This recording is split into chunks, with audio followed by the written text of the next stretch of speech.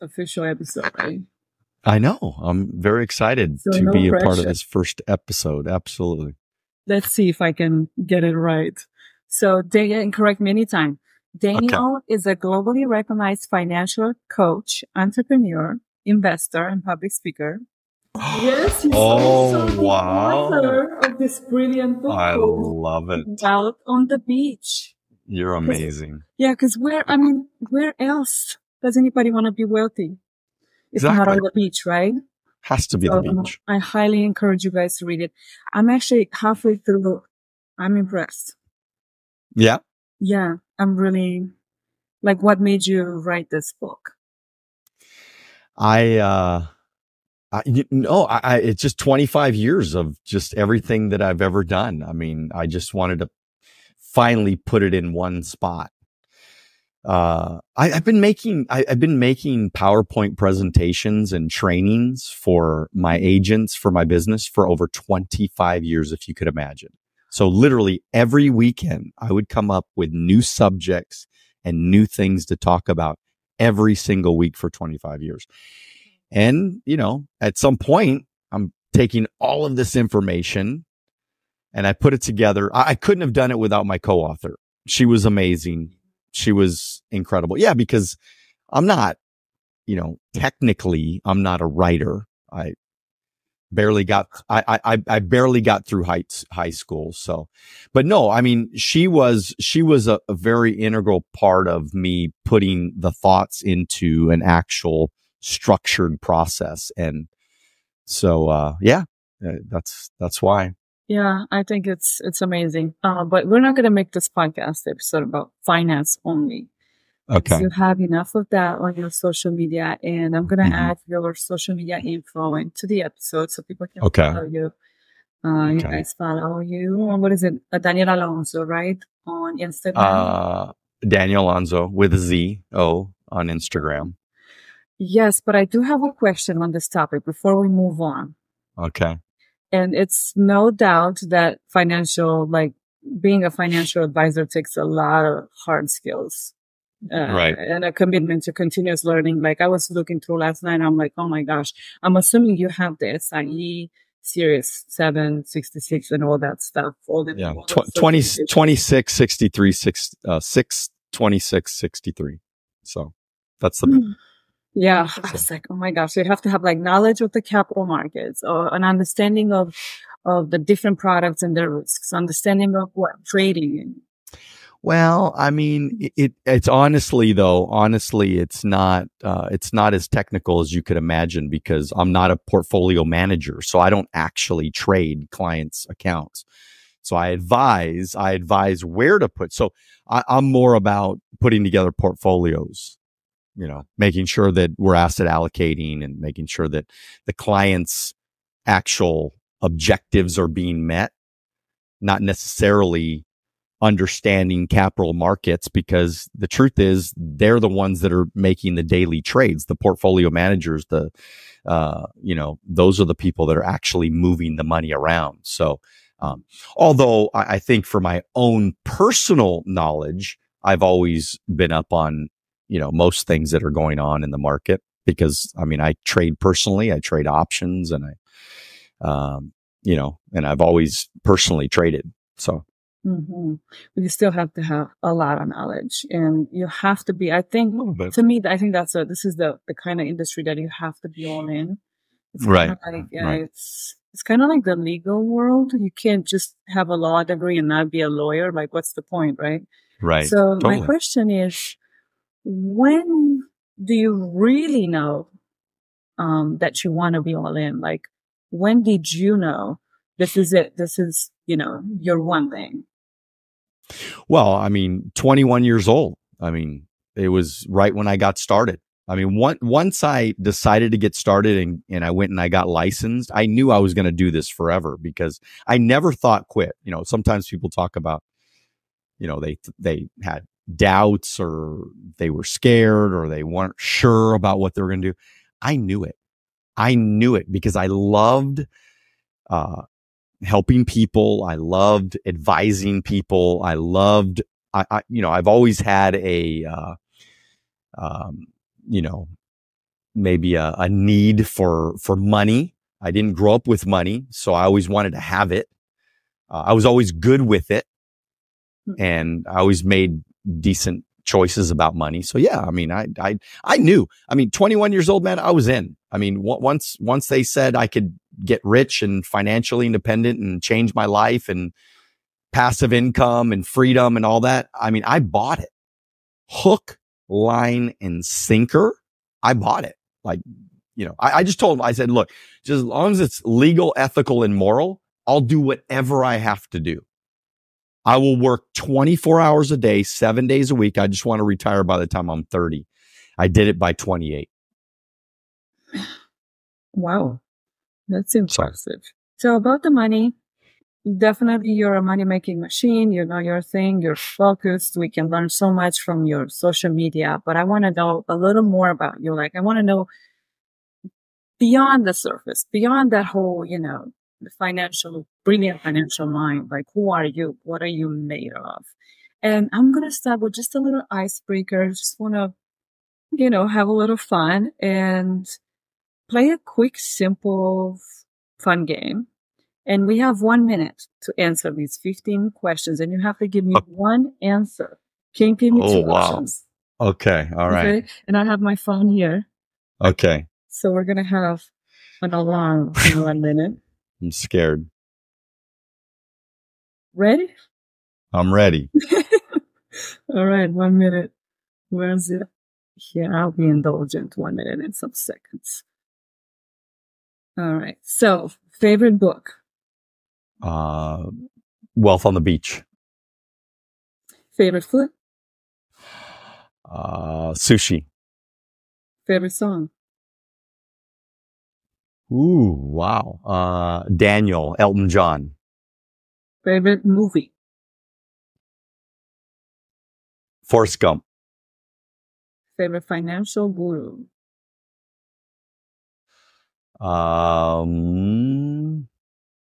Daniel Alonzo. Favorite cologne or perfume? Prada. Favorite clothing brand? Sandra. Okay. Favorite actress? Catalina McGee. Oh. Favorite vacation spot? Okay, I'll give you one. Vacation spot. Yeah. Probably, I would say, vacation spot. Well, I mean, just depends on the seasons, but, Italy in the, when I'm feeling Italy and when I'm feeling the snow, Tahoe or Mammoth or something like that. Yeah. All right. We'll stick to Italy. Favorite quote?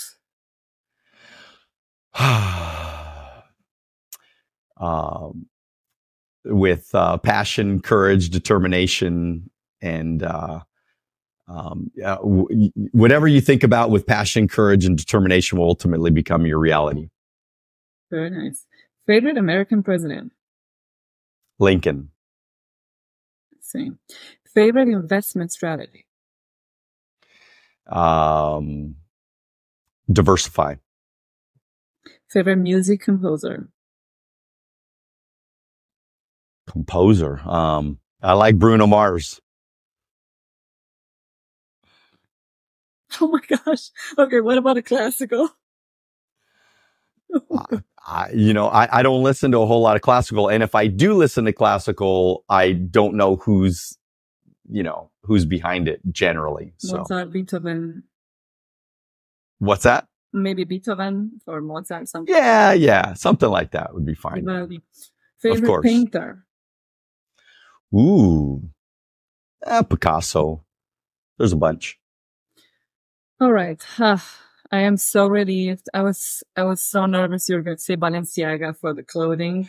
Oh, no. I banned them. I'm so happy. I never bought their stuff anyways. So honestly, I was like, if he says Balenciaga, I'm going to hang up and probably never talk to him again. Come on. You know me. Well, Yes. So Yes. I guess by now I do. And actually talking about Balenciaga and all that kind of made me think, I think I want to play a video. And it's a Okay. video that I ran into last night and I was like, wow. And it's kind of like it's a documentary made by Robbie and his beautiful wife, Linda, Robbie Starbuck. Mm-hmm. Probably already seen, I don't know, but I'll share it and see. Okay. So, and I want to hear your thoughts on that. Okay. Okay. Let's see if we can bring. Are they intentionally sexualizing our children and stealing their innocence? I think that's right. TikTok specifically is designed to target young people. That's who their audience is. Have children died because of social media? Absolutely. Have they been trafficked off of social media? 100%. Have they been sexually exploited off of social media? Ongoing. Yes. I'm scrolling on TikTok. I see little kids with TikTok. What are they looking at? This is what you don't want kids to see, is that correct? Exactly. And again, this is depicting children. This is supposed to be kids. Well, honestly, I didn't even know that transition from female to male was an option until I was on social media and began being exposed to those type of communities. You've never seen a 18-month-old masturbating? No, I haven't. Have you seen any sexually explicit drag shows marketed as all ages for kids that you would denounce or think that are a problem and that you want to distance yourself from? No. You know this is wrong. So, I'm sorry, I'm going to have to end the interview. They use the word sexualize kids at a young age, or, I mean, give me a break. It just seems like there's no moral, construct at all. Are kids facing just the absolute worst onslaught of grooming that we've ever seen? Yes, the entertainment industry is sexualizing children for an agenda. Your daughter was secretly transitioned at school. This policy has to do with children as young as 5 all the way through high school. Penthouse footed the bill to lobby before state boards of education. Yes, Penthouse and Playboy. The history behind this is far darker than most Americans understand. Do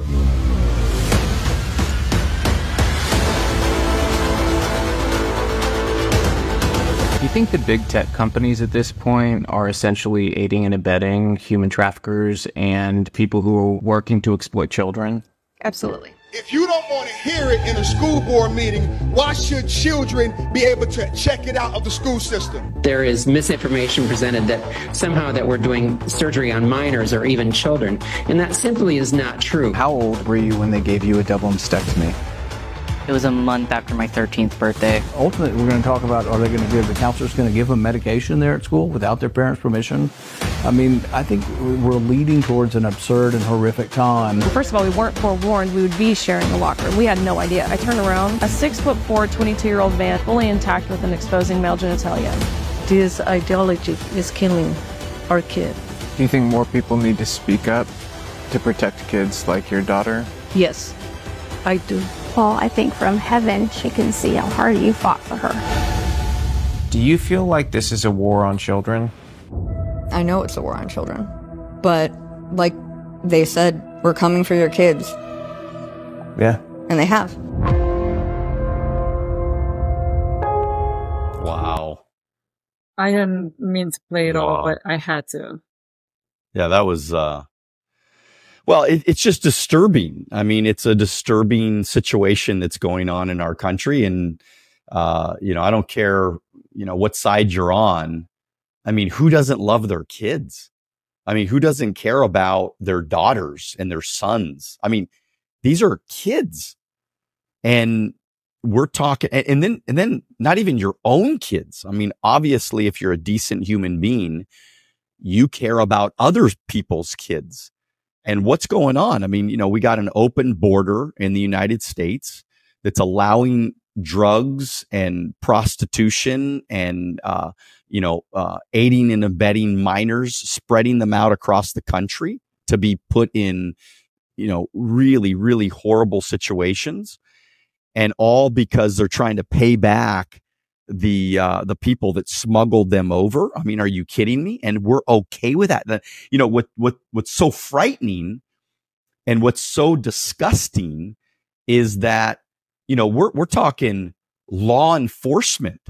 We're talking military personnel that are allowing these things. I mean, they're not, I understand trying to keep your job, but you're also supposed to uphold the Constitution.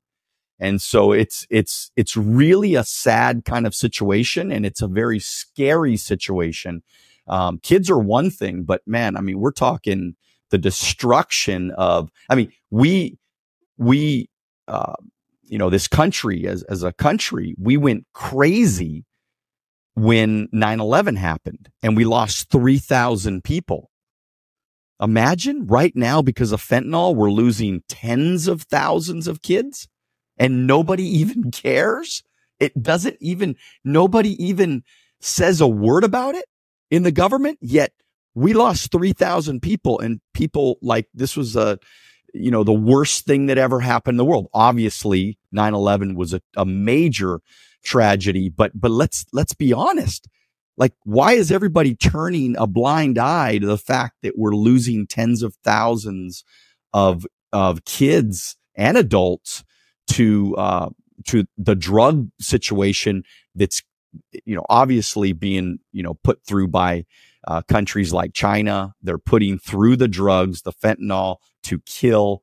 They're lacing these drugs that people are getting. They're killing our kids. They're killing Americans. And it's wild that nobody cares. I agree. Also, another wild thing is the fact that, okay, there are a lot of wild things there, but the American schools, hell, even TED Talks. I was watching a TED Talk the other night, and I'm like, they're teaching kids about masturbation. This lady, I think her name is Robin Buckley or something, on TED Talk. And she was saying that she bought her daughter, her 11-year-old daughter, a vibrator. Like, kids don't need a vibrator at 11. What is wrong with the world? Like, kids are being sexualized. And why? My question is why? What is the grooming about? Like, what is this for? Well, it's for some sick dudes and some sick people, probably not just guys, but there's just some sick people out there that, think about it for a second. I mean, I was having this conversation with somebody, I don't know, a while ago, and we were talking about the fact that, some of these really, really wealthy people, they get so incredibly rich and wealthy. They've conquered every level of their life. And so at some point, and I don't know if this is where it's coming from some really, really sick, wealthy people, and they've conquered everything in the world. Now they just want control. I mean, look at the Epstein situation, right? It's about control, control over a little girl that is literally just, I mean, the things that this guy did, I mean, the island and all the girls that went there, and all these really rich guys are being protected by the government. We have the list of names. We have the list of people. We have, his cohort, the lady that helped him, she gave the list of names. Everybody knows who raped and molested these young girls on either the island or at his house in Florida. We have the names, but yet nobody wants to reveal them. This is scary shit. I mean, this is not, but it's high level stuff. I mean, it's real. I mean, this is, got the Clintons in there. Like, as soon as you walk into his house, into Epstein's house, there's a big painting of Clinton just chilling, like, well, in a dress. I mean, it's actually my guess is it's a photo, or it's a painting of Clinton, but it was drawn by Epstein, or, he had it painted. And the reason why is he wanted to let Clinton know, in my opinion, I don't know this to be fact, but I would imagine that he's letting Clinton know, look, dude, you're my bitch.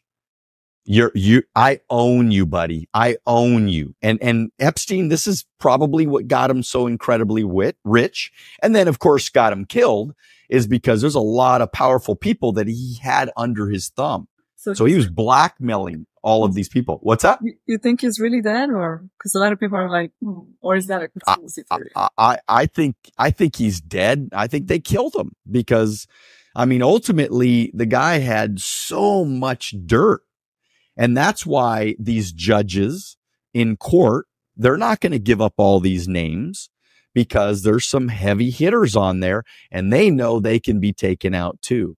So this is complete corruption at the highest level, in my opinion. And it's sad.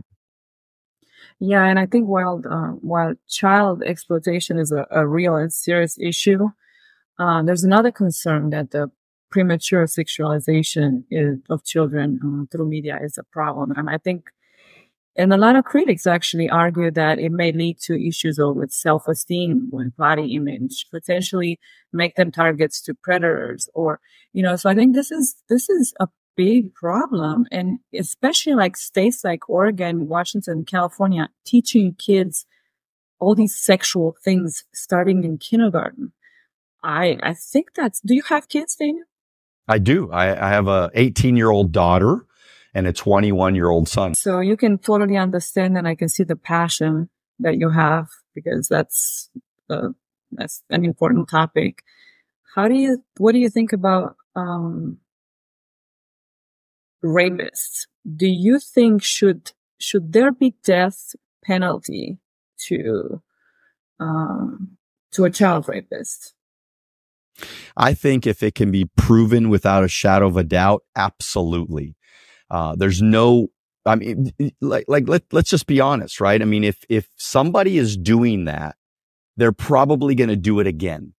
Most people that are sick in their head like that, they're not going to be rehabilitated in jail somewhere. And I think as a society, I think this is another reason why there needs to be harsher punishments for situations like that. Because us as a society, there's a few things that we believe are absolutely unacceptable, right? It's unacceptable. I mean, pedophiles get killed in jail, right? If you're a known pedophile, like they come and they like the jails want to put you in some solitary confinement situation, because they know that if you're out in the general population, you're going to get killed. Because as a society, even the criminals think it's like the worst thing you could ever do to another human being is to rape a child, or rape anybody for that matter. This is where it gets tricky, is because there are a lot of cases where women will cry rape that maybe, just maybe, it wasn't a rape.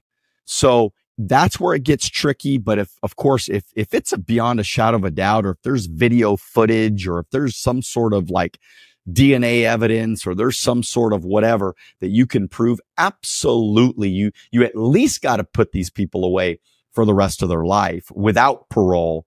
But no question about it, there needs to be harsher punishments. The reason why, let's be honest, right? Just in maybe just another way to angle to look at it.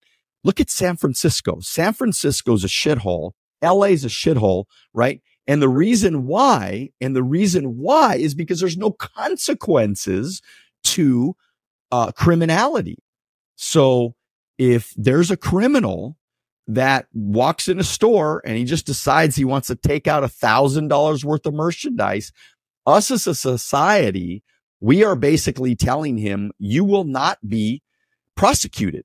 So it's okay. It's okay to steal. It's okay to break the law. I mean, look at New York right now.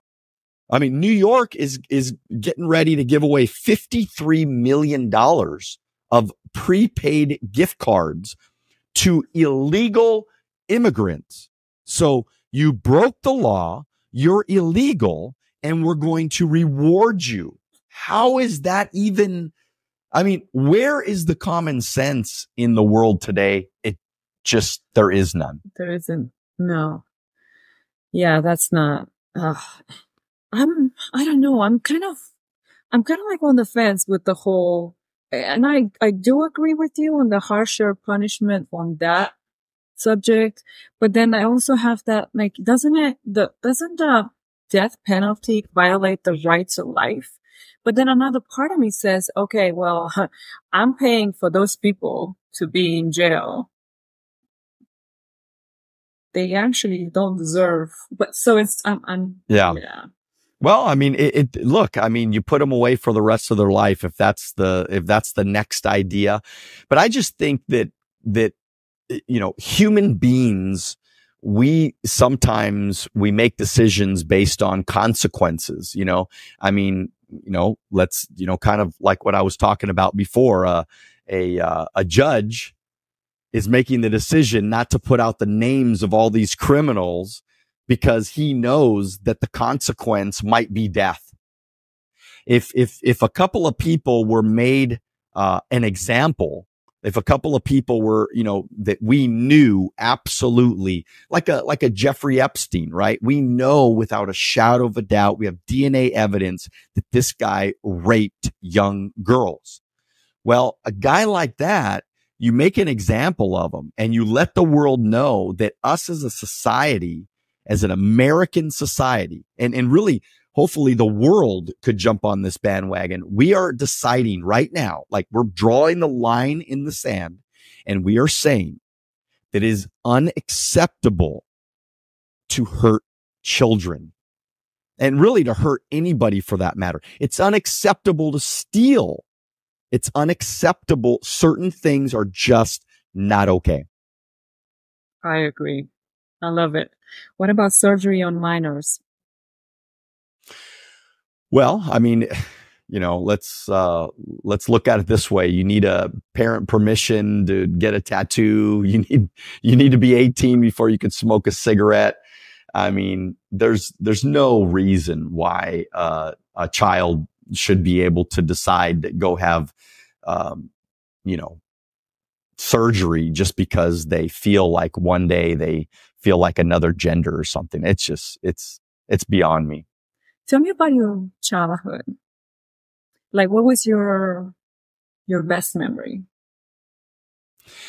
I had a pretty good childhood. I mean, I think my parents got divorced when I was probably about 7 years old. So, I was raised by a single mother for, many years. And then my mom remarried, to my stepfather. I got very lucky. I got an amazing stepfather. So I still have a relationship with my original, my biological father. And then of course my stepfather. So they're two great men.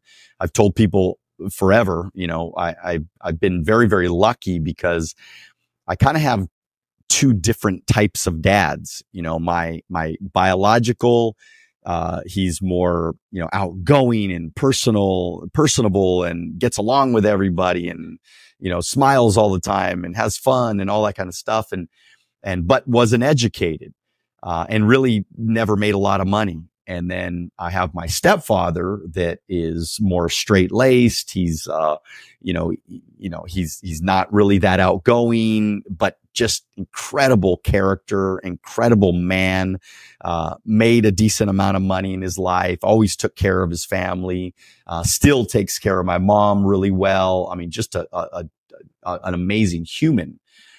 And so I'm lucky because I got like the best of both worlds, and I try to take the good in each of them and I pull it into me and I leave the bad. So whatever I don't like about my fathers, I just kind of leave it there but I take all the good, and they both have a lot of good. So I am super, super lucky because I've gotten to pull from that.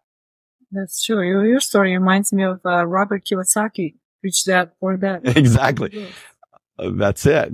One of my favorites too. And so I had a good childhood. I mean, I don't, I didn't grow up poor or anything like that. Maybe the first years of my life, maybe we really didn't have a whole lot. But I was still a happy kid. I think I was always a happy kid. I always remember we lived in a little cul-de-sac, and I would always be playing baseball in the street. And, I'd walk to school. The school was down the street, and then I'd go to the babysitter's house after school, and I'd play there. And I was always playing. I was always, little army man and, running around shooting things. And, I was jumping off the roof and,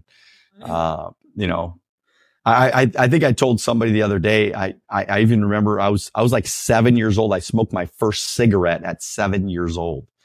Literally. I was a bad boy. I mean, I was like promiscuous as a little kid. You know what I mean? I just was always kind of having fun and just doing stuff. You know, I was, always trying to find a way to get in trouble. And that was, that was me until I went into business. And when I went into business at 21, I just got really, really serious and focused. And, I always tell people my whole 20s. So my childhood years were a lot of fights, a lot of getting in trouble at school, a lot of, teachers, getting put in the principal's office and, after school fights and all that stuff. And then once I went into business, I really did make a decision. So when I told you earlier that I made a decision to really get after it, I did. And I shut down everything. I really, I started drinking probably when I was 12 years old. I used to go to my buddy's house and he was, his parents used to have a recreation room, and we used to play pool table all night. And then, but they had like a full bar in there, and their room was at the other side of the house, and we were in the entertainment room. And so we would be taking shots of whiskey and then we would leave at night and we'd go walking the streets and misbehaving. And, even there was a night that we were out late at night, and I was probably 14 years old. We were checking cars and, trying to steal sunglasses or change or things like that. And then I found a boombox radio, and I grabbed the radio and I ran, and there was a tape though by Jack Canfield. It was called Self-Esteem and Peak Performance. And looking back, that was one of the pieces of self-improvement that really changed my life big time. Interesting. Wow. As if you were chosen. Well, it's just weird. I mean, my life, I've always felt very lucky, because I think back, like I was never arrested. I was taken to the police station a couple of times because we were ditching school, and had the cops come to my house one time. I got in a fight at some party, but I was never arrested. Even matter of fact, I actually, believe it or not, I was in St. Louis, Missouri, and I was with a buddy, and we got in a fight in this restaurant. He started it, and by the way, I never started fights. I only finished them, or at least tried to finish them. I never started them, but my buddy started a fight, and then I came out of the bathroom and he was fighting with all these guys. And then I jumped in, and I was even put in the back of the police car. I was put in the back of the cop car, when the cops came. He was taken to jail. I wasn't taken to jail. They did not arrest me. So I've never been arrested. I've never been to jail. I've never been in a jail cell or anything like that. And I think back so many little things, crazy stuff. A bunch of us were messing around and, playing with fire in this like hill. We were probably, I don't know, maybe 16, 17 years old. And we were playing, messing around with fire. It was a day off of school, or it was summertime or something like that. I can't remember. But next thing you know, the whole hill lit on fire. So the whole, like we almost burnt houses down, like literally almost. Now, no houses got burnt down, but it was like a major, major fire. Well, for whatever reason, I had decided to go back to the house early, and they were still up there when kind of ultimately the fire started, and they all got in trouble and I didn't. And so it's just really, I don't know. So when you say chosen, I don't know what that means, but I've been so lucky throughout so many different scenarios and situations in my life. I've always felt like God was watching me. And I've always said my prayers. I've always prayed to God. I've always had a relationship with God. I've always told him, just keep me around. I remember being a young kid, not thinking I'm going to even get to 30. And I always told him, because I was hanging out with the wrong people and smoking too many things and drinking too many things. And I used to always tell God, if you could just keep me around, I promise you I'm going to do some good in my life. Lucky. Are we really lucky? Can we put luck and God in the same sentence? I don't know. I mean, I do. I mean, I think God has given, I think God has given me a lucky life. I mean, I give it to God. I mean, God has really protected me and made me lucky. And I don't know, if that's right or wrong, but that's the way I feel. I think you're blessed more than blessed. Well, yeah, you could say blessed or lucky or whatever, but yeah, you're right. I mean, I do feel blessed. Yeah. And there's something about you. So I think there's something, and the fact that you help so many people, you're doing so much to help them with their financial freedom. That is definitely a very good reason to keep you around. Back to the childhood. What was your deepest fear then? So I think I had a lot of limiting beliefs. I always thought of myself as like a young, really uneducated little Mexican kid, and, I had those challenges even when I got in business. Yeah.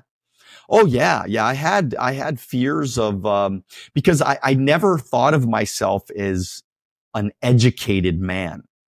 I never liked school. So I never really, thought of myself as like the studious kid. I never thought of myself as the smart kid.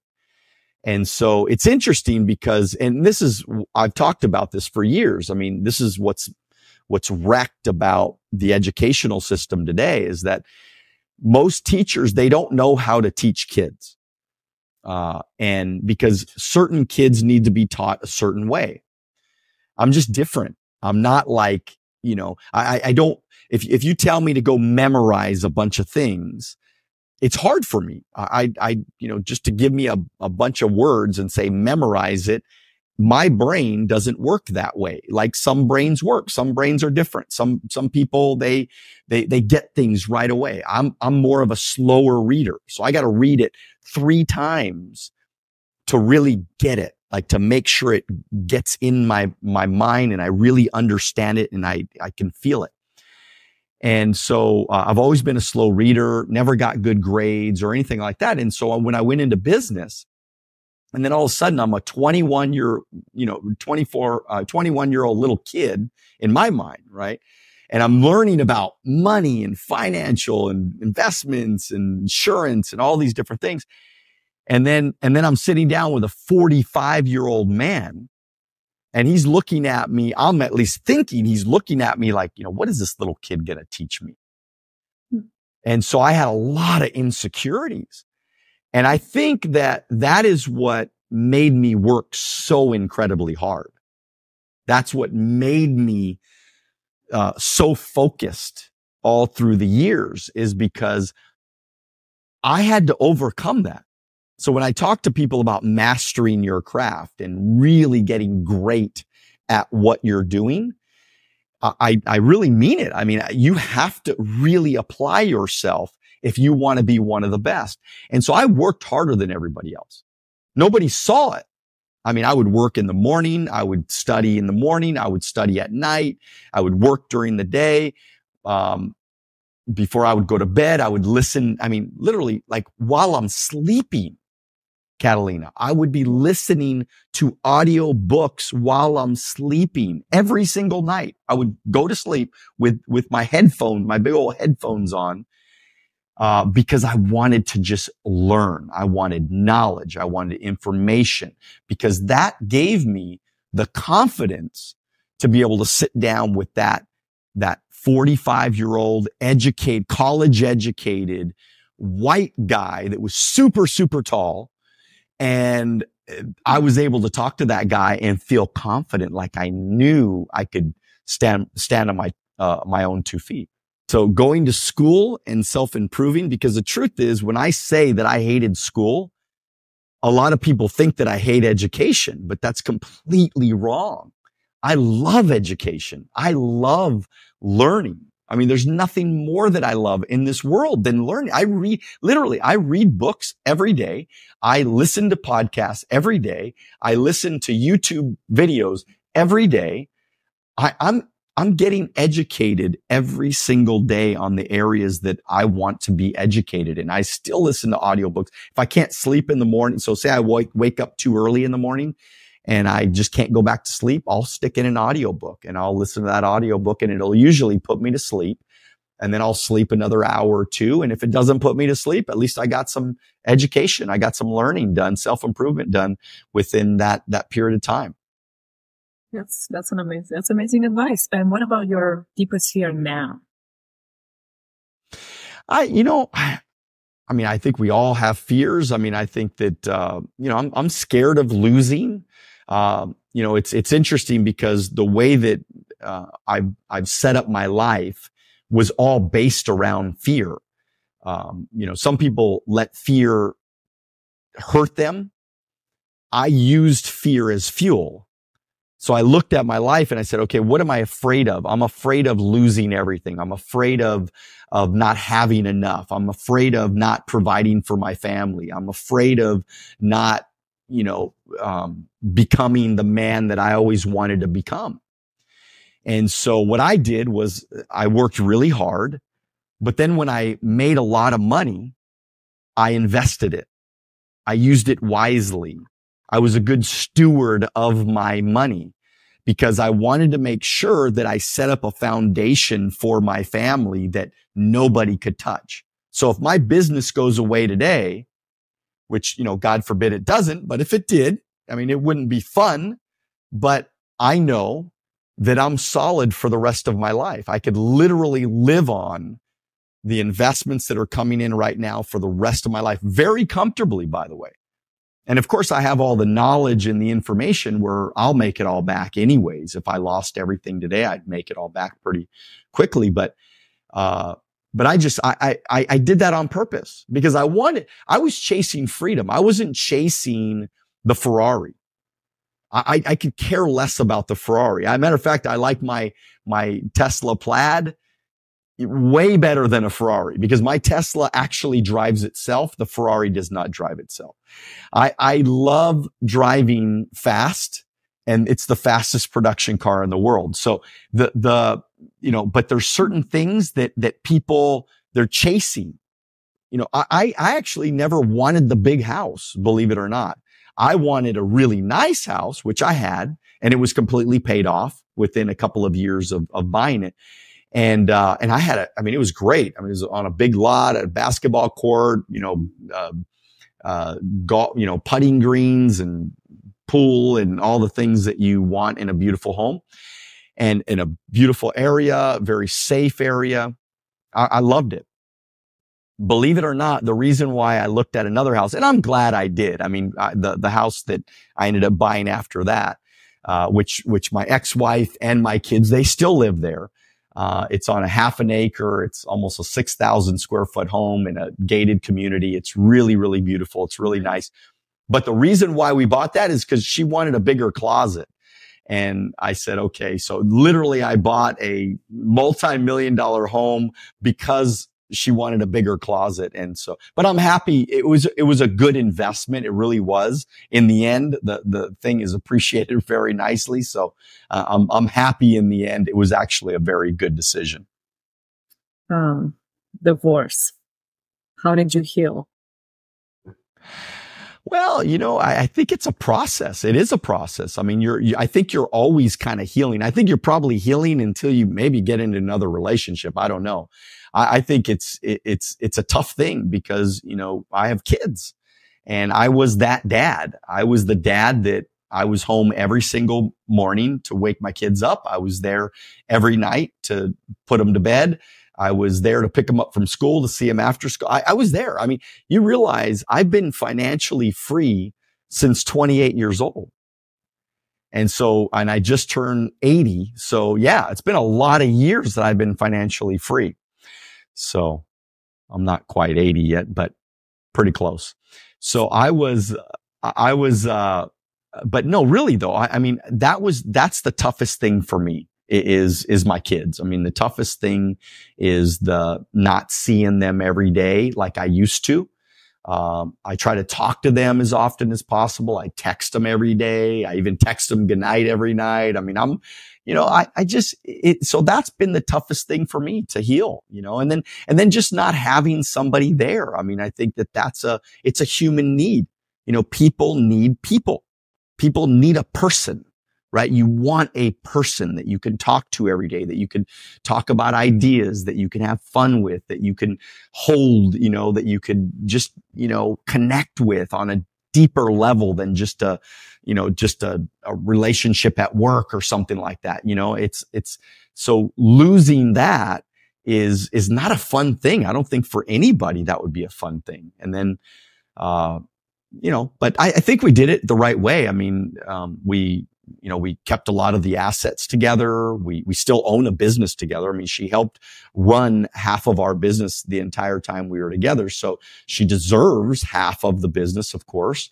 And I've taken care of everything, no matter what. I'm taking care of me over here. I take care of them over there. And it works out really, really well. And everybody's, I think, kind of getting through it the best we possibly can as humans. What is the lesson learned from that? Well, I think, and I was on another podcast and she asked me about that. And I said that, the lesson is letting things go. I think ultimately the challenge with most relationships is that we just don't let things go. It's there could be an argument, but then everybody feels like, I've been learning that every action does not need a reaction.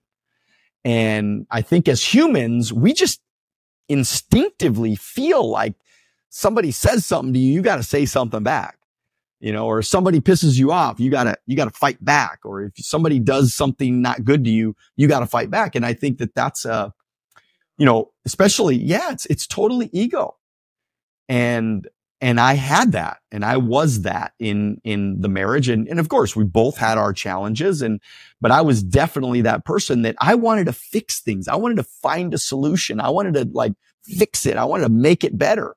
But the truth is, some things you're just not going to make better.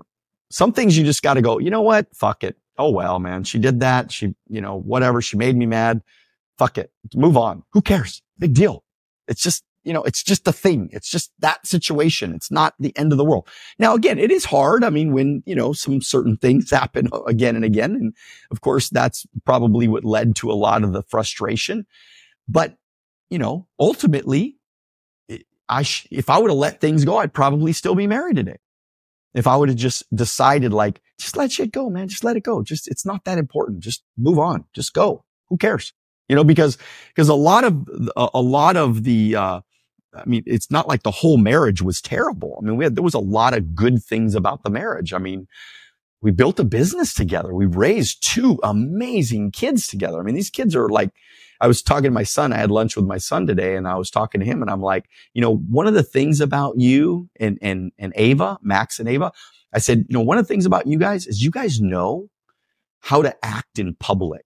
How, cause there was a kid that was cause I was at an event today, and there was a young kid that, you could tell he was just I don't want to be here. And just, he was a young guy, and I don't want to be here. And he even left actually in the middle of the meeting. And you could just feel his energy was so bad, and it just wasn't good, and then I'm looking at my son, and, he's young too. And I said, you and Ava were always good in public. You always, they're not perfect human beings, but they're good natured human beings. And they love people. They care about people.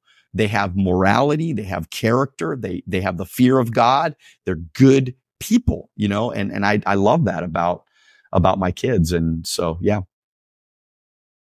Would you say what are the top 3 things you instilled in them, the values that were most important to you that they have? Well, yeah. I mean, I think they're independent thinkers. They think for themselves. And, obviously I've tried to instill good values in them. I mean, we do what's right. I mean, even me as a businessman, I mean, I think I could be so much richer today if I was not a good person, really, because even the products that I sell my clients, the services that I offer, I mean, I do what's right no matter what. I don't care what I get paid. I'm going to do the right thing for my client. And so I think that, honesty and doing what's right and character, and being strong, being mentally tough and being tough and, having a good work ethic and things like that. I mean, there's things that they're working on, but I'm proud. I'm really, really proud as a father. So at least so far, my kids have turned out pretty good. Nobody's perfect, but they're pretty dang close. If there's a question that you would want to be asked, what would that be? Oh God, I don't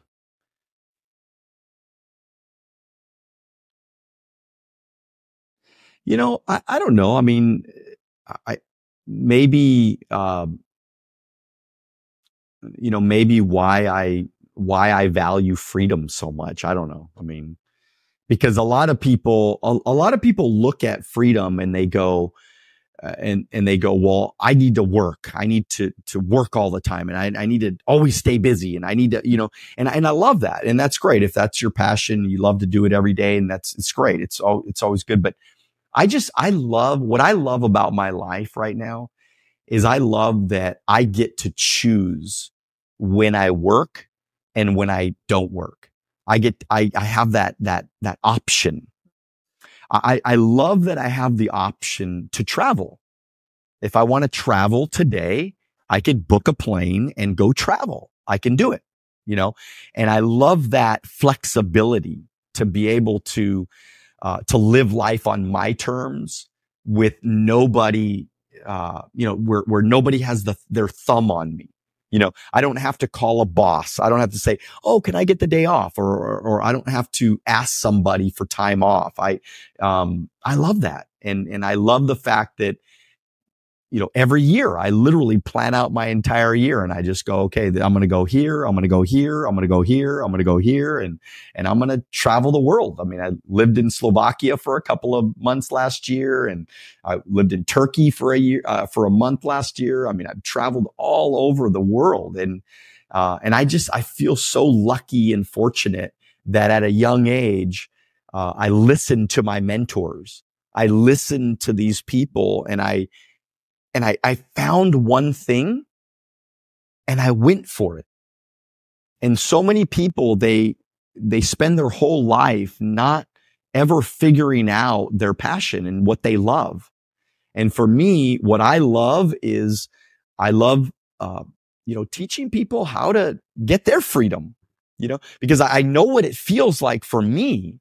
So now it's an honor and it's a privilege to be able to sit down with somebody and go, hey, all right, you need to do this. You need to, that needs to go. You need to make this decision over here. You need to, have you ever thought about this? And to really guide somebody into having an organized plan of action so that they can get their freedom. Now, their freedom, if they come to work with me, they can get their freedom a lot faster. Which I'm always, by the way, looking for great people. I'm always recruiting. I'm always training. I'm always developing. But if they don't go to work with me, then it's going to take a little bit longer to get that freedom, but at least they can still get it.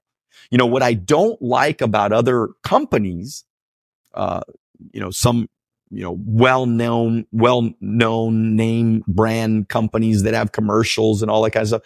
I mean, you realize these companies don't even pay commission if the client doesn't even have $250,000. Think about how many people in America don't even have, when the average person has like $400 to their name. In America, most people don't have $250,000. So that agent has no vested interest to go see that client. They're not going to go visit a client in some little mobile home somewhere. I mean, I've been to mobile homes before. I mean, I've been to bad neighborhoods in LA before. I've been all over. I've been to bad neighborhoods in Las Vegas too, by the way. I was training a guy in Las Vegas maybe 5 years ago. I actually would go there on the weekends just to train this guy maybe 5-7 years ago.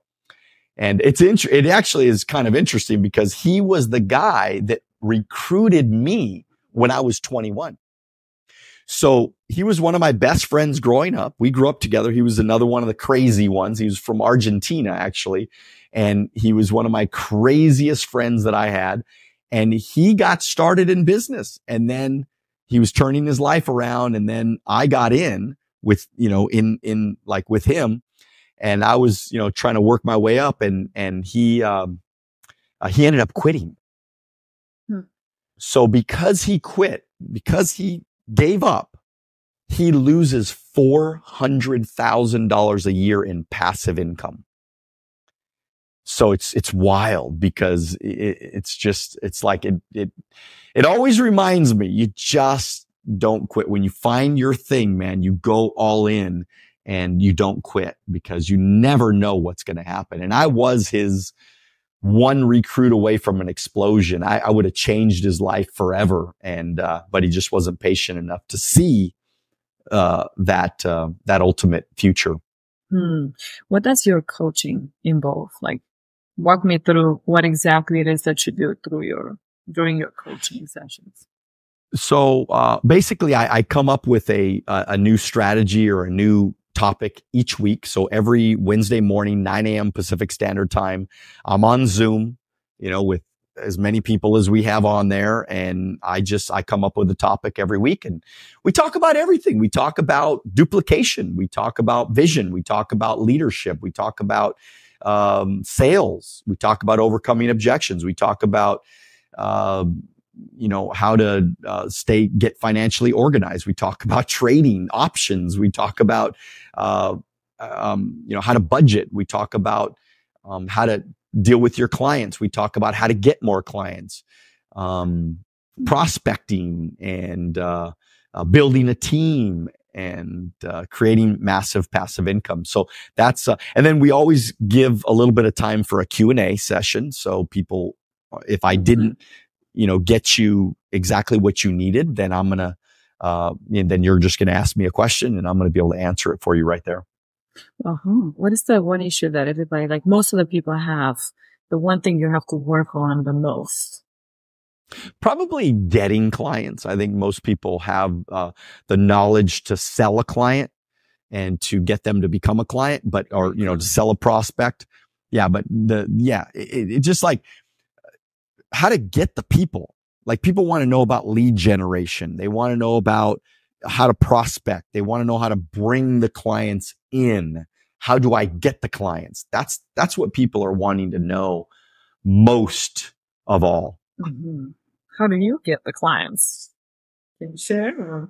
Well, yeah, absolutely. I mean, a lot of different ways. I mean, the way I did it originally was just literally from prospecting people. I would prospect a recruit. I'd get a recruit in, we would hire, and then we would train this person. And by training that person, which, by the way, is the most genius way to get clients.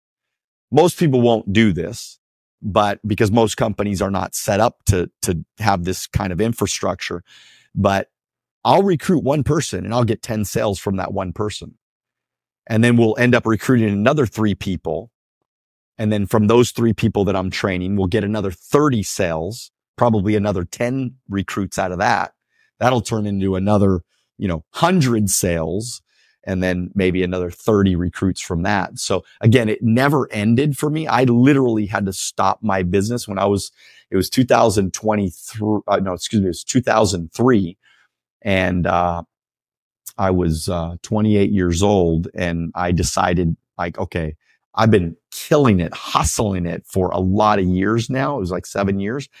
And I said, I'm done. I'm going to be I'm financially free. I was making $500,000 in passive income each year. I had a pretty decent size organization that was working with me. I had saved over $1 million in cash.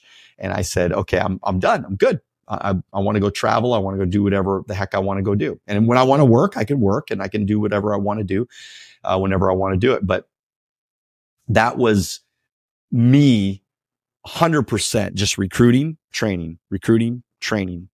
And it never ended. It would have never ended, by the way, if I wouldn't have stopped it and went into kind of retirement mode, semi-retirement mode. I would have kept that momentum going forever. And I would have been a lot richer, by the way, a lot richer than I am today, because I stopped pretty early. I have no regrets whatsoever, because I've had a great life and I've seen the world and I've been able to take care of my kids in incredible ways. And I think that I've been able to build a pretty awesome situation. So yeah. But there's a lot of different ways, right? I mean, you got social media. People can get business through social media, building a brand, where you become the expert. It's kind of what I'm doing right now. I mean, I'm using social media as a tool. Like a lot of people use social media just to watch social media. I'm using social media as a tool, and it's to continue to build build some visibility of Daniel Alonzo across the world. And I'm doing that for the sole purpose that one day when I have 1 million, 2 million, 5 million people on my social media, guess what I'm going to be able to do? I'm going to be able to snap my fingers and be able to recruit a lot of people in an instant. And so I'm going to be able to fuel and fund a lot of production and momentum for a lot of people in my organization. So believe it or not, people think I'm just on social media just because I feel like it. There's a method to my madness for sure. It's 100% because I'm trying to build a big, big brand. And that brand is ultimately going to turn into recruits, which is going to turn into sales, which is going to turn into locations and leadership. And, of course, massive expansion beyond my wildest dreams. And what about your mentors? Who are those? So, Art Williams, for sure. He started our company back in 1977 and, just a big inspiration. I mean, the company was really built on Christian principles. I mean, it was, believe it or not, in 1977, when he got started, he actually recruited a lot of guys from Campus Crusade for Christ. A lot of my mentors, Bill Stewart and, just a lot of different people throughout all the years that have been instrumental in my life. And these guys, they built the foundation of the company back in 1977. Even before that, they kind of knew each other, but there was 85 people, a bunch of police officers and firemen and, accountants and, construction workers. They all came together and they said, hey, look, people are getting ripped off in the financial industry and we want to change it. Nobody knew. I mean, you realize before we got started, I mean, nobody talked about mutual funds in 1977. Nobody talked about term insurance, by the way. And we only sell term insurance. We don't sell whole life. We don't sell indexed variable annuities. We don't sell trash value. We don't sell whole, none of that stuff. We only sell term because term insurance mathematically is the best and only way you can get the most amount of coverage for the least amount of money. So most people use life insurance way wrong. They don't use it correctly. They use life insurance as a savings, but the savings accounts are just horrendous. They're really not good. And they're really high, commissionable products and they're high fee products to the client, which means that your returns are much lower over the long run. And so you could do much better. I mean, just trading on your own or putting in a mutual fund or Roth IRA or something like that. You could do much, much better, for most of America. And why don't you sell whole life?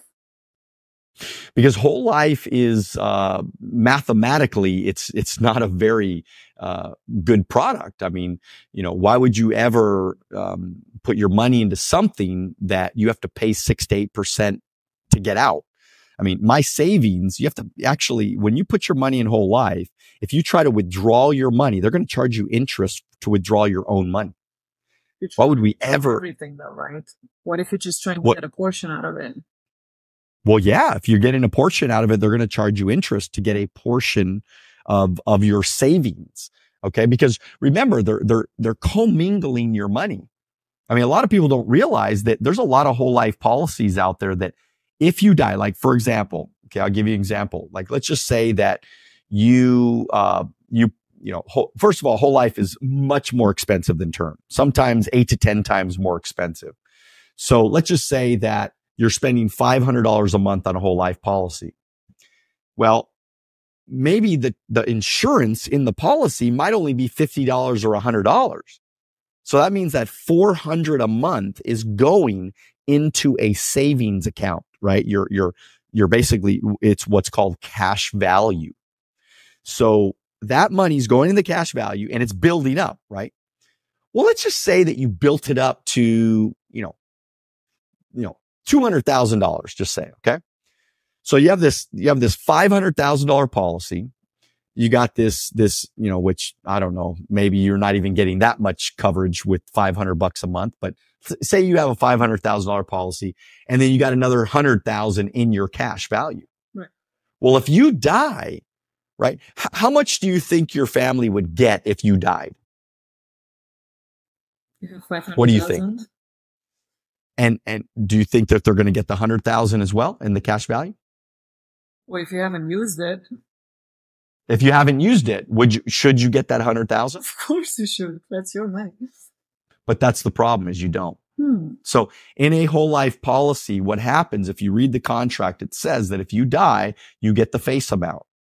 They don't say, now some policies do say you get the face amount plus the savings, but 99% of policies that are sold, you only get the face amount. Or it might be called surrender value or something like that.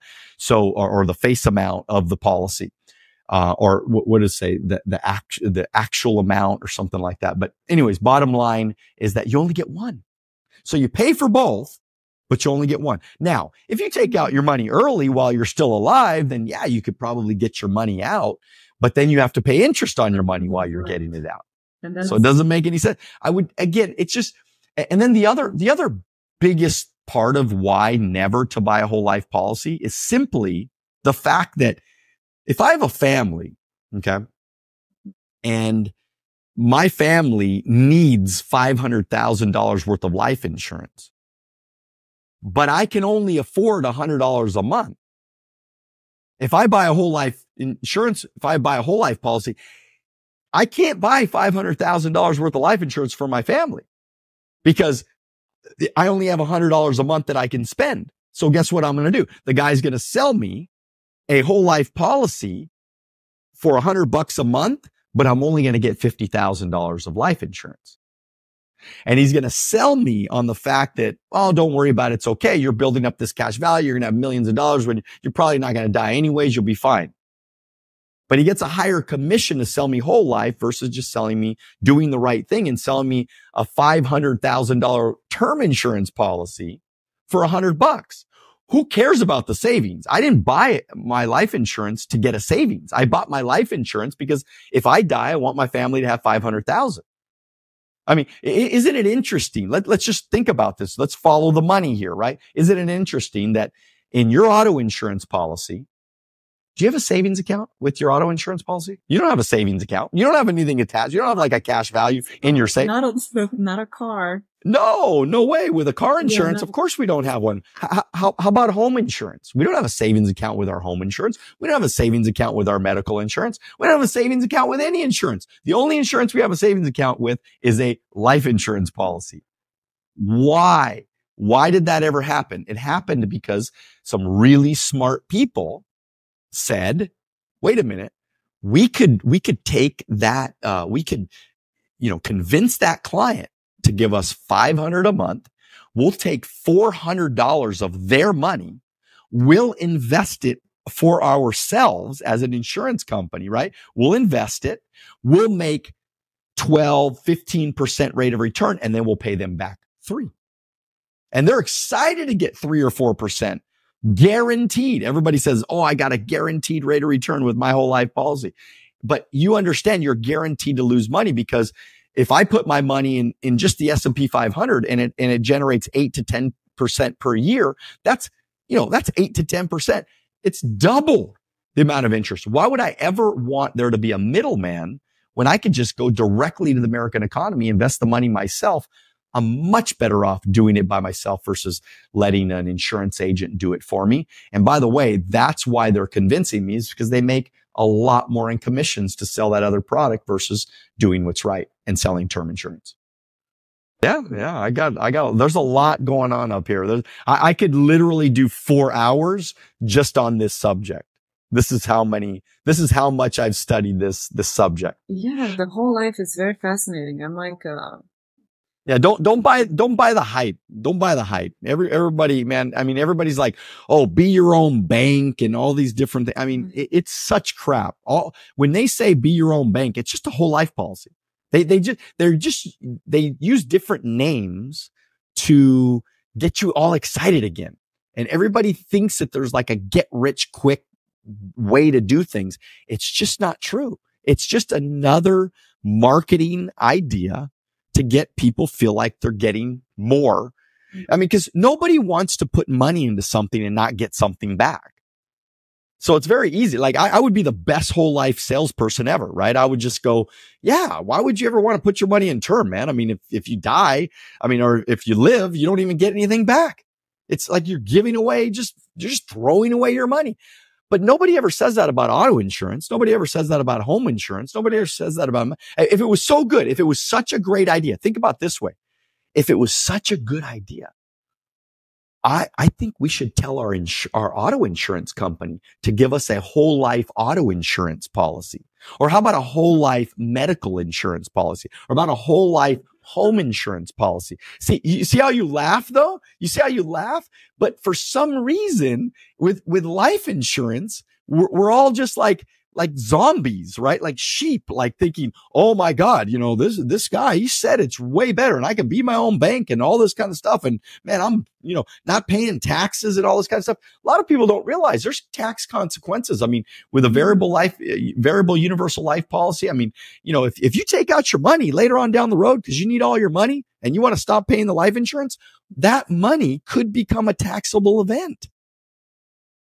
So there's all kinds of things in the fine print. And these documents are this thick. They're thick documents where nobody reads. I mean, you realize how many clients I've sat down with, thousands of clients, and I open up their policies and it's like, you know, cause it's like they've never opened it. They've never read it. They don't know what's going on. So all they believe is what the agent told them. And unfortunately, the agents never read the policies. So they don't even know what's going on inside of their policies. Most of these guys. Yeah. It's pretty bad. Yeah. It sounds like. So what was I thinking? Okay. I got one. So let's see this one. And it's not a financial one. Going back and forth with the whole finance thing. We live in an interesting time right now, right? You would agree, right? Right. And I think it's the time where, like, with elements of Marxism becoming more influential in American society. And some of us know where Marxism leads to. Do you think that's wrong? And you're smart guys, so of course you do. Or a better question would be, what do you think is wrong with America today, besides all of the things we previously discussed? Well, I mean, look, I think America is a shining light on the world. I mean, there's no question that America will always be the greatest country in the world. I mean, I flew my flag in front of my house for over 15 years. I mean, never took it down. I mean, it was like, well, I would change out the flag because eventually sometimes it would, you know, get messed up. But I love America. I mean, there's not too many people more patriotic than me. I mean, I really appreciate everything that America has given me.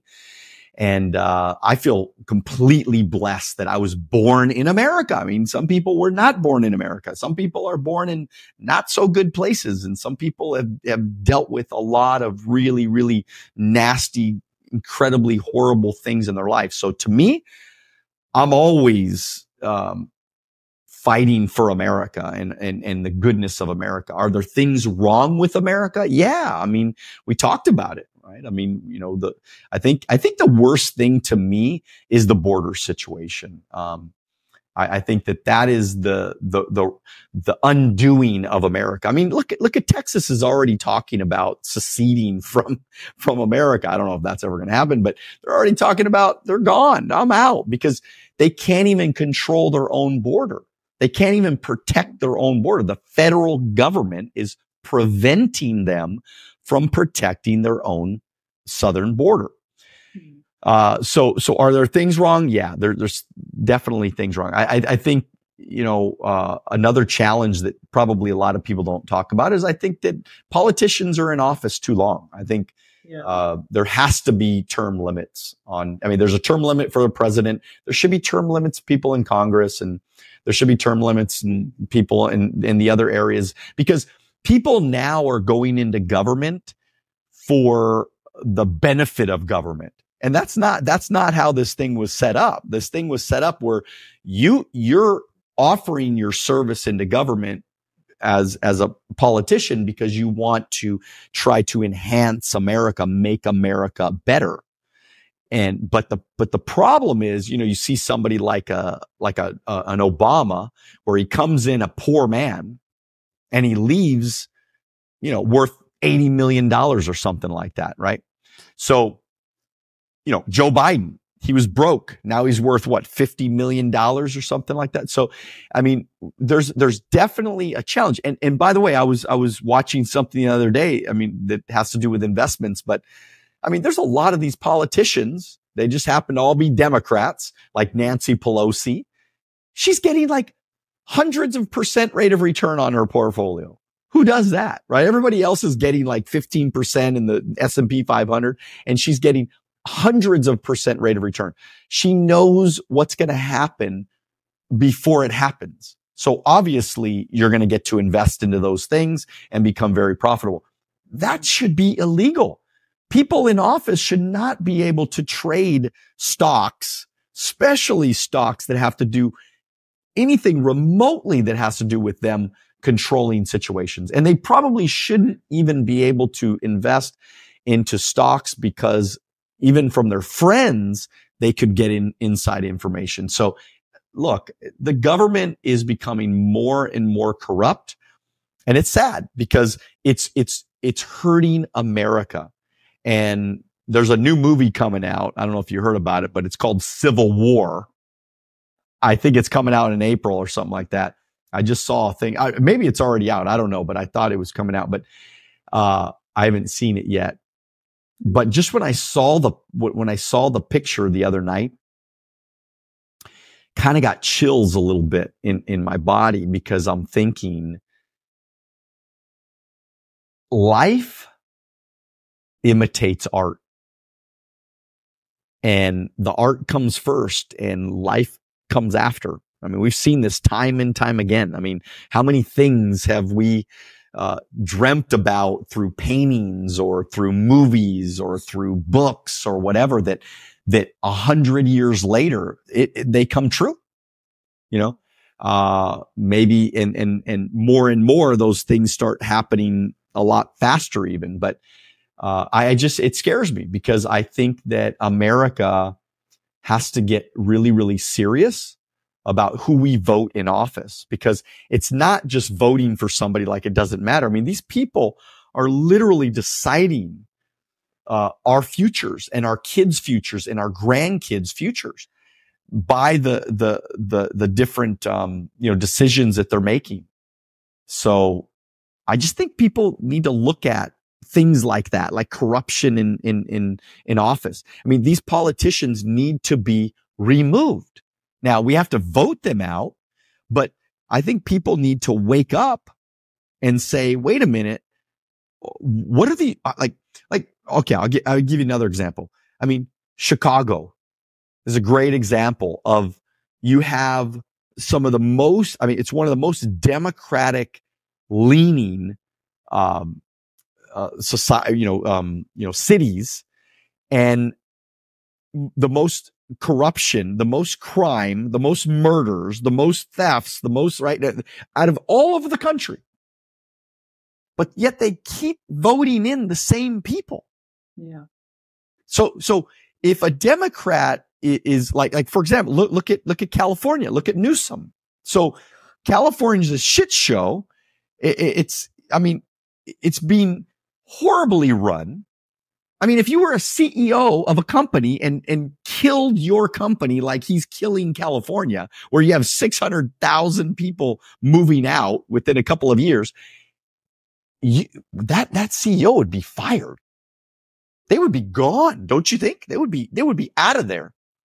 But for whatever reason, we keep voting in these same bad politicians. And Like, why are these people in Chicago? Like, how could you even think about voting Democratic, like a Democrat into office? If you live in Chicago, like literally, you're happy that you have the most murders of any other city in America. Like, you're okay with that? I think it's because they've brainwashed people, especially minorities. They've brainwashed them for so many years, and they've done this diabolical game where it's like, I'm feeding you all this, I'm giving you free stuff to make them actually weaker, because by giving and then bringing these great politicians, you've actually hindered them. Like, they're not getting stronger, they're not hungry, they're not going to hustle, they're not going to be smarter than you, and they're not going to take over, and they're never going to be financially independent because they're just going to want free stuff. So they've taught him to be that way. And this whole socialist mindset that is coming in, thinking, oh, this is such a great concept. No. Tell me a socialist country that's ever been successful. Never. So this is what's happening. It's this diabolical way of teaching them. Yeah, I mean, it's sad, and you're right. It's education. I mean, it all stems from education, but it's not the kind of education. See, I wish, maybe I should just say that it's lack of self-improvement. Maybe we need to start saying that instead of education, because the education system is screwed up. I mean, they want to teach you about genders in school now. They want to teach you about, sexual activities, and they have books in the libraries that are teaching. Look, it's not education. And by the way, most teachers, they don't know how to teach kids. True. And it's one big scam. To me, it's one. I mean, look at college. College is the biggest scam of them all.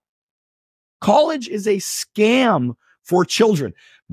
There's so much money. I mean, do you realize Harvard has something like $30 billion just sitting in their savings accounts? They could pay for every single student for free college for the next 100 years or something like that. I mean, the system is playing people, because people are unwilling to self-improve.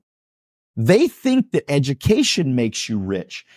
But what they're forgetting is it's really self-improvement that's making you rich. Exactly. And I think it's reading books like Think and Grow Rich, like Rich Dad, Poor Dad, like Wealth on the Beach, like, all these, how to win friends and influence people, and books that are about, I mean, I used to read books. I still do, kind of, but I mean, I used to read books on taxes and books on budgeting and books on financial matters. But nobody does that. My school didn't teach it to me. Exactly. But even I did go to college for a short time. They never taught me any of that stuff. So the only way I was going to be able to understand these things were from my mentors. Hector Lamarck, another guy, was one of my mentors. I mean, kind of took me under my wing and under his wing. And he was, I mean, I called this guy every day for 5 years. I was accountable to him because he was teaching me about living below my means, about organizing and budgeting, about knowing where my money was going, about making sure I'm staying lean and mean, making sure that I, was tracking what I was doing, making sure that I had a financial software that I can use, in my planning, and then he taught me how to go make money. He taught me how to close. He taught me how to overcome objections. He taught me how to get clients. He taught me all that stuff. So I was able to take that information and then go make a ton of money. And then as I was getting that money, to actually know what to do with the money. Because there's one thing, a lot of people make a lot of money. There's a lot of realtors that I know make a ton of money, but then they're broke every next cycle because the cycle goes down, real estate goes down. They lose, and then nobody wants to buy, or interest rates go too high. A lot of people aren't buying homes right now. So they're struggling. But they didn't save their money. They didn't invest their money while they were making big money. So now they're struggling. They got to do it again. It's like this cycle over and over and over again. It's horrifying for most people that live like that. Yeah, I think a lot of people they don't know how to diversify, and they're very skeptical. They're very playing safe. I don't know. I just want to do it, And how about where would you recommend to put this money? Like, would you recommend buying gold, or what is your, of course, it's in stocks and. I mean, look, I mean, I'll just tell you what I did. I mean, I made sure that, and this will sound crazy to some people, but I was this crazy when I was first starting out. And, because I wanted to get financially free. And I used to, every time I'd put my money, every time I would use my credit card, I would pull the money out of my check register on my checking account, my check register. I would pull it out. So that way at the end of the month, I was able to have enough money to pay off my credit card every month. And so I literally have never paid an interest charge on credit cards my entire life. And so, but that's how focused I was. I always had a budget. And budget is not hard to make. You don't need some special software. I mean, you literally could take a Excel spreadsheet, you put all the dang bills, you put the what you owe every month. And then I had like January, February, March, April, May, June, July, throughout the whole year. And then all I would do is I'd just check it off. Now, granted, I was, I've always been a commissioned guy. I'm an independent contractor. So I made sure I checked it off, and I tried to pay off all my bills early in the month. So I worked so hard to make sure I paid off all my bills early in the month.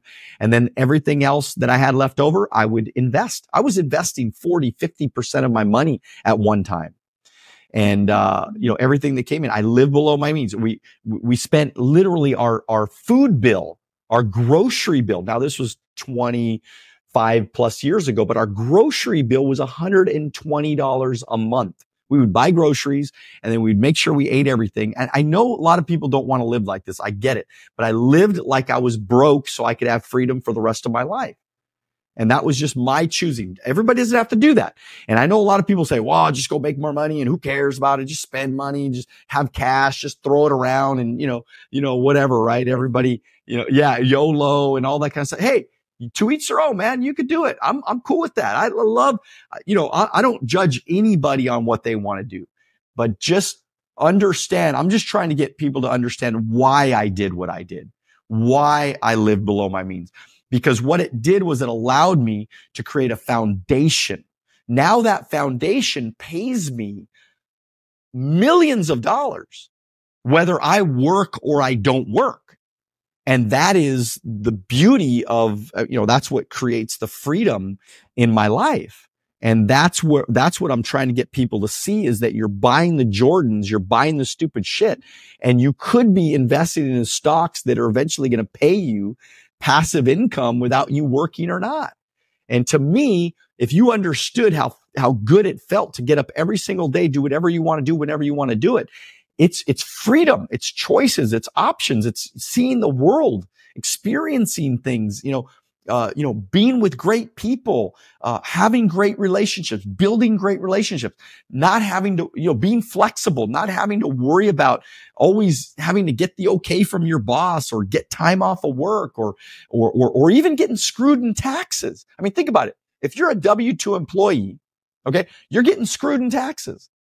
If you don't have a side business that you can write things off, you are literally taking your money and burning it. You're throwing it on the ground. You're taking chunks of, just think about it. You're taking wads of dollars, wads of cash, and you're throwing it on the ground, and you're burning it. You're lighting it on fire. You're just burning it. It's going away. Yeah. Every W-2 employee should have a business on the side. It doesn't have to cost you any money. I mean, there's a lot of people. I'll give you a perfect example. My mother has been my agent for 25 plus years, probably. I recruited my mom when I first, but she was never really an agent. She never really went out there and killed it every day, blah, blah. She would just talk to some people and have some relationships, and, maybe she'd get some sales every now and then, whatever. Well, because she was now a 1099 independent contractor, she had the veil, or, she had the protection of now being able to write things off. So if it had to do with her getting business, if it had to do with getting a client, if it had to do anything with her business, now she's able to write it off. So many advantages. I mean, I have saved countless millions and millions of dollars throughout all my career in taxes. Instead of giving the money to the government, I was able to invest that money into my business, my corporation, to expand and grow and get bigger. So while most W-2 employees, they give away 30-40% of their income to the government. Yeah, I think it's probably because it's getting an LLC is too difficult for them. Maybe it's too inconvenient. No, you don't even need an LLC. You don't need a corporation. You don't need an LLC. You just need an independent contractor status. That's all you need. That's all you need. I mean, literally, my company, believe it or not, we license people to become independent contractors. It costs like $124. And we pay for all of the licenses. Oh, wow. Yeah, we pay for the insurance license. We pay for the investment license. We pay for everything. It costs them $124. And they become an independent contractor. Now they have the ability legally from the government to write things off that are now business related. Mm. And by the way, there's another huge benefit of working with somebody like me, by the way, since we're kind of getting into it from a business standpoint. Do you realize that there's a difference between awards and meals and entertainment? So for example, if I take somebody out to lunch just as a regular lunch and I'm trying to get some business from them, well, guess what? That's a meals and entertainment write-off. Okay. Well, if I get a write-off from like an award, so say one of my agents, he ends up winning the contest that week or something like that, and he writes a couple of sales or whatever. So I go and take him to lunch. That is now an awards, and that's 100% write-off. So meals and entertainment is 50% write-off, and award is 100% write-off. So guess what? I'm doing a lot of contests. I'm doing a lot of dinners. I'm doing a lot of lunches. I'm doing a lot of entertaining. Because why? Because I want to, number one, I want to build a better relationship with those people, but I also want to take those write-offs for enjoying the time that we're spending in those situations. So you sound like a capitalist to me.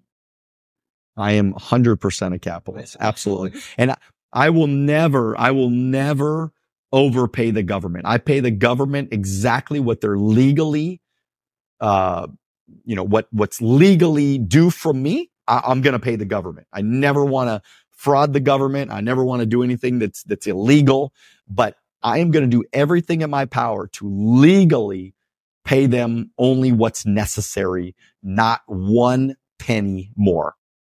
Which is good. But I mean, the government doesn't have money. So somebody has to pay this government. We still have to pay the roads, and there are things that have to be taken care of. Absolutely. But the problem with the government, and I get this, and you might not totally agree with me, but I think the government wastes a lot of money. So that's my problem. So what I would recommend for the government to do, instead of them saying we don't have enough money, why don't you stop spending so much money? Yeah. How many That's my advice. To the war in Ukraine just to see people. 100 billion. 100 billion. Yeah. We could 100 billion. Solved homelessness at home. Like we could have bought a home for every homeless person that you see veterans that are homeless.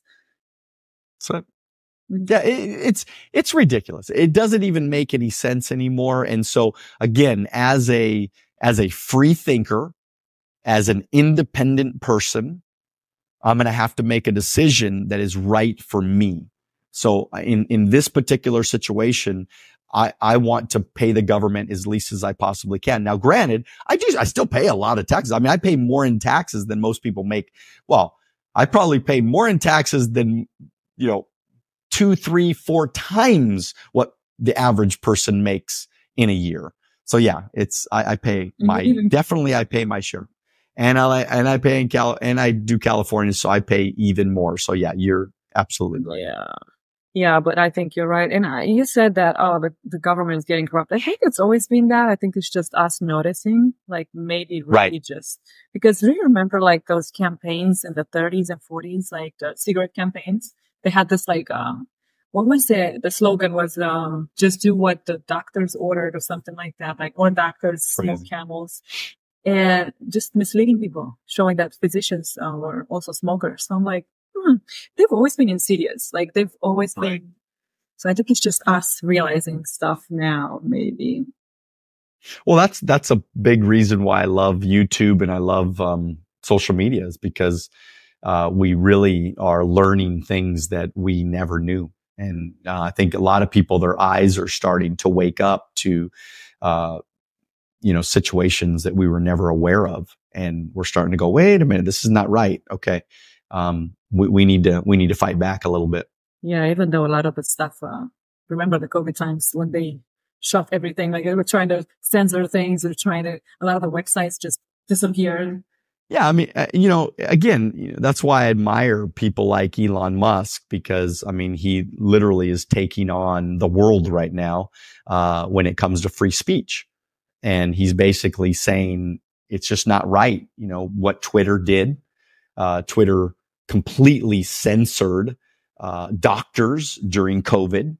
But what is truly awesome that's happening right now is people are starting to figure it out. I mean, 50 Cent is waking up. Ice Cube is waking up. I mean, there's a lot of people out there now. I mean, even this guy, oh God, what's his name? I don't even know his name, but he was a total liberal guy, and he woke up and he's now out there talking about he's voting for Trump. You know what I mean? It's like, and he couldn't imagine voting for Trump. And so people are waking up right now and they're going, we need to start making some different choices about who runs our country. And so, but it's looking back of what we went through when COVID and all, you look at Elon Musk and all the things that Twitter did. This guy is taking on the establishment right now. Scary stuff. Yeah. It's scary when he has to come out and say, hey, look, if I end up dying, it wasn't suicide. Just want you to know it wasn't suicide. It's because he knows what he's up against right now. These people want to take away our rights. Yeah. They want total, absolute control, which it's so sad because our country was built on freedom. Our country was built on the opportunity to be who you wanted to be and have the kind of life that you want to have. And so, you think about what happened during COVID. I mean, they shut down churches, Catalina.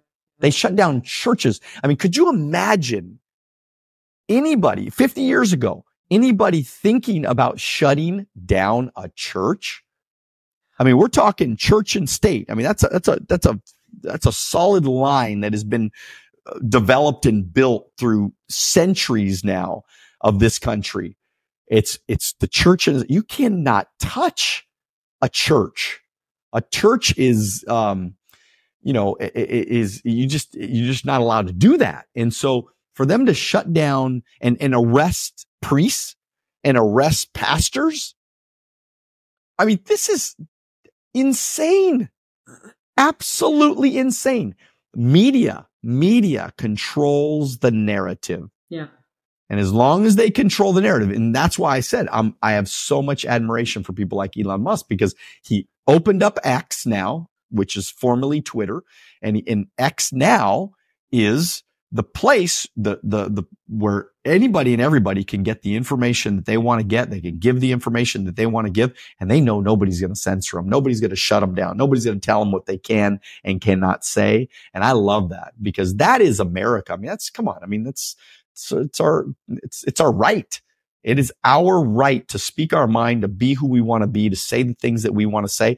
And for doctors, medical doctors, to be censored when they said that the vaccine is probably not a good idea for most people.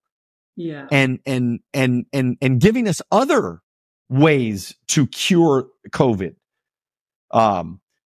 Hydrochloroquine and all the, there was all kinds of different things. I forget all the names now. It's been, a couple of years now, but I just, all these different methods and ideas that they had for them to be, for the media, which the media were not doctors, for them to censor them, right? Yeah. I mean, could you imagine, like, this guy's a medical doctor, went to school for 10 years, and you're sitting there on CNBC or NBC or whatever, and you're laughing at these doctors, telling them they're idiots, or not even talking about them at all. Not even giving the guy, I remember that one doctor, he went in front of the Capitol building And he had big press, and I'm not sure who it was, but there was a few, you know, and they got censored, and they were ridiculed, and they were told that they were crazies, and you're idiots, and you're terrible people, and how could you tell people not to take the vaccine, and blah blah blah. And it's just it's a sad, the lack of medical transparency, like, right. And the fact that, like, remember, like, the government had this, like, the rule inconsistencies. Today is this, and then the next day is that. And then you have to test the people that are not vaccinated. But then it just was so messy, and the unethical coercion, like, you're going there and then the social media censoring, and then the lack of freedom of speech and all this stuff. Like, why? And then they're wondering, like, why people are vaccine hesitant, because things don't add up. And they're treating us like we're, you know, the outlaws, like we're just these crazy people for just having some questions. Like, I just want to see the prospect. Why is it blank? Why can't you tell me what ingredients are in this thing before I put it in my body? How about the fact that you can't sue Pfizer if my kid dies from the vaccine? I can't sue Pfizer. I mean, that alone would make me go, I ain't taking that thing. I have no recourse, but yet if I take a Tylenol and I die, I could sue Tylenol. I could sue them, but I can't sue the vaccine company. Look, all I'm saying is that it is my choice what I put in my body. But the saddest thing in the world, though, to me, is the fact that we had to walk around with our papers. And I think you could probably talk about this because you came from, you know, you're from Romania, and of course, you know, you've been to Europe, you know all about history of what happened in, you know, all the different wars, and of course, World War I, and, you know, all the, different people that were, you know, all the hate crimes against people, and I mean, look, you're walking around, and they want to see your papers. Yeah, that's.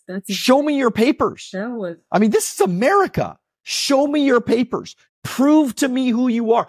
Prove to me that you have the shot. I mean, I can't even believe it's almost like a movie. It's almost like a movie. I'm even talking about it right now. It's still wild to me right now. I was kicked off an airplane. I was kicked off a Delta flight because my mask was below my nose. Oh my God. Okay. I begged and I pleaded with the pilot. I walked to the front. I begged and pleaded with the pilot. I said, look, I'll put the mask up to my eyes if you want to. Whatever you want me to do. He just loved the power.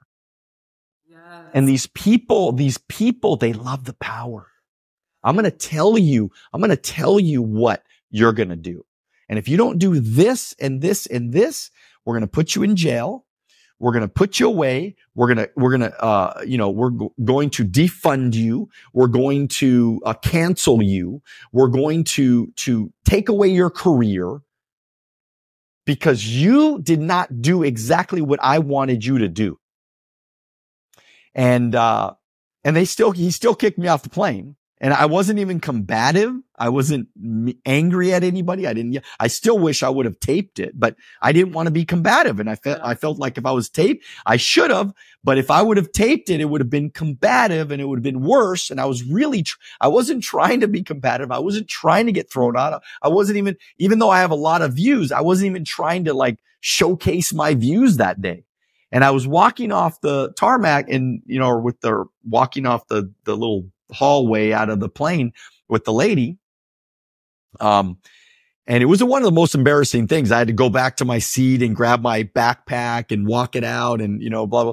And I'm walking out of the plane and the lady, that was at the counter lady that was walking me out. She was like, I've never seen anything like this. This is like Nazi Germany. Yeah.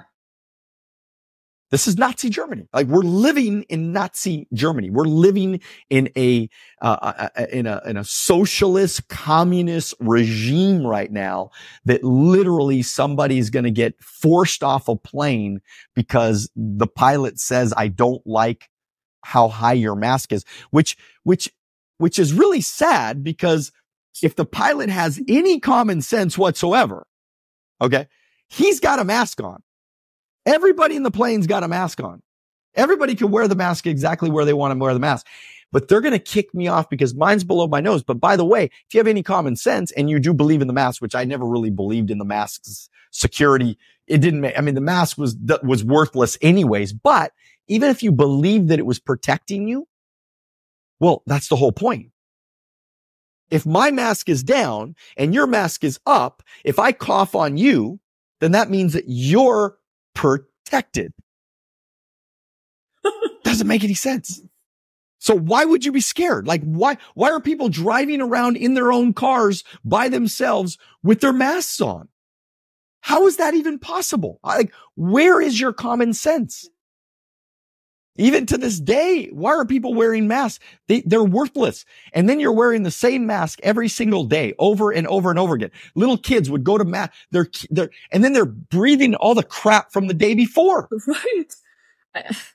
First of all, Fauci, he actually said, yeah, the mask thing was just something we kind of had to come up with just to help people, feel safer.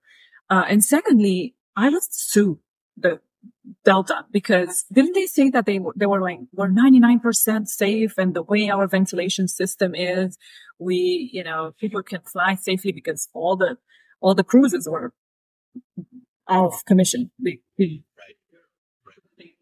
stop the aircraft from flying. So all of a sudden they had the best and the safest and all this, the air was automatically purified and whatnot. So you have this air that you're talking about being 99% whatever, and then you're throwing me off a plane because my mask is 2 centimeters lower. Like, what is this is, and like you said, it was pure insanity. And that's really what it comes down to. It was insanity. And I hope to God, one of my biggest prayers is that when the next pandemic comes around, okay, because it's coming. Everybody get ready. It's coming.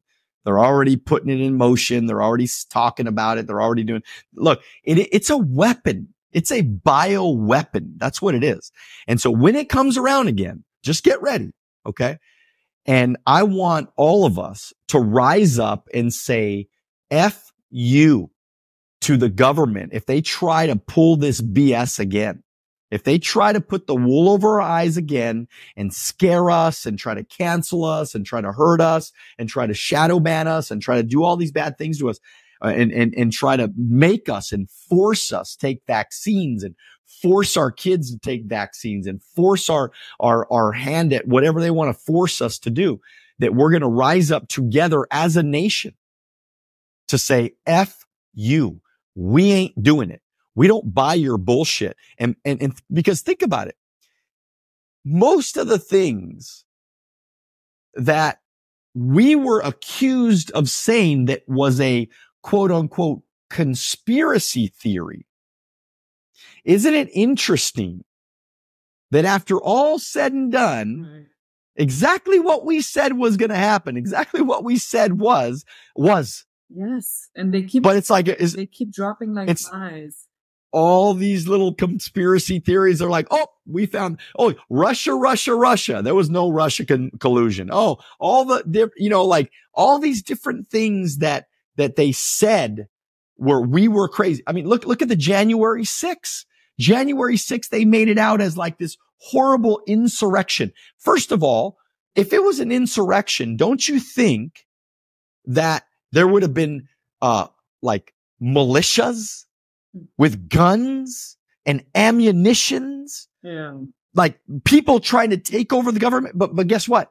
So it takes it like a Tucker Carlson. It takes a guy like that to come in and get the actual footage of little old grandmas walking down the hallway with the security guards opening the doors for them. It was such, there was like 85 FBI agents that infiltrated the crowd to rally up the crowd and be like, to get them fired up. Yes. To get them fired. Yes. So it was our government that came in there to fire people up, to get people excited. And then, the explosion happened. So, but really was it an explosion? And what is the definition of an insurrection anyways? It's where you're trying to overthrow the government. You can't overthrow a government, especially the United States government, the largest military in the world. You're not going to overthrow the government without guns, without ammunition, without firearms. So for anybody to, like, if there's anybody out there listening to this and you call it an insurrection, you are literally not very smart. Go look at the definition of what an insurrection is. That was not an insurrection. There was no overthrow of anything. It was, yes, people pissed off. Yes. Or was it, what can you call it? People are pissed off? Yeah. It was a bunch of protesters, a bunch of people that were pissed off, that were mad at the government because we felt like there was some things that were not done right in the handling of the election. For example, when there are a bunch of Democrats sitting in a room counting votes and they put a big black sheet up and they will not allow the Republican side of the counting of the votes. By the way, all votes by law there has to be a Republican and a Democrat to see that each vote is being counted. But when you put up a curtain and you say, well, we don't, we're scared of COVID, so we don't want you to look at our counting the votes. When that happens, instantly, all those votes should have been eliminated and been thrown out. But they didn't do that. So there was massive voter fraud that happened. And there will be massive voter fraud in the next election unless they get things right. I'm very nervous. I'm very nervous. And by the way, that's absolutely. There's going to be something. Just everybody get ready. There's going to be something that's going to try to mess it up. So everybody has to vote early. They're going to try to get everybody to vote early. They're going to try to get everybody to vote other than voting in an actual place where you have to show your ID. They don't want people to show their IDs. They don't want people to prove who they are. You know why? Why do you think they just let in 10 million illegal immigrants? Yeah. Which is because these people are going to vote. They're going to vote by mail. Some ways they're going to find a lot of dead people, a lot of people that they have, they're going to get their hands on. By the way, we've already seen all the undercover video. So it's not a conspiracy. We've seen the undercover video of people. There was this lady. I remember they had her undercover and they're like, she gets like $10 or $20 or whatever it was. Every single fake vote that she casts, she gets like $10. Oh my gosh. Was this on Project Veritas or what was it? It was Project Veritas. It was one of those. I mean, again, Project Veritas has exposed so many things. So if you think that this government is above board, again, you're not very smart. And I'm sorry to say that. Do your homework. Yeah. Don't take my word for it. Do your homework and you'll see that there's a lot of bad things going on when it comes to voting. And when the first look, any state that says that you don't need an ID to vote, okay, that right away will tell you that they're trying to corrupt the system. Because I gotta have an ID to go into a bar. But I don't have to have an ID to vote. Like the number one most important thing in a democracy is voting. It's what keeps us, not having a civil war. But if people continue to cheat the elections, you don't think that there's crazy Americans? Now, I'm not probably one of them because I am, I don't have a bunch of guns and I'm not a part of a militia or anything like that. But you don't think, well, I do have guns, but I don't have a lot of guns. I don't have machine guns or anything like that. But what I'm saying is that, I'm not a part of a militia. I'm not trying to rise up against the government. I didn't go and protest at the Capitol in January 6th or anything. I might not be that guy, but what I'm trying to tell everybody, because I don't want the Democrats to get, make sure that they're not confused when people rise up and are really upset if the same shit happens again in this year, in the election, don't be surprised if there's not an even worse rise up by some crazy, crazy American patriots that have had it to hear that said, wait a minute, this is not right what you're doing to America. It's just not right. You're killing our Constitution. You're killing our democratic process, and it has to stop. At some point, it has to stop. Yeah, I think it's the government's purpose is to protect the rights of its citizens and serve our interests, not do whatever enough is enough. I agree. So I wanted to say thank you so much for coming in tonight, making the time for me and speaking and teaching and all this amazing stuff.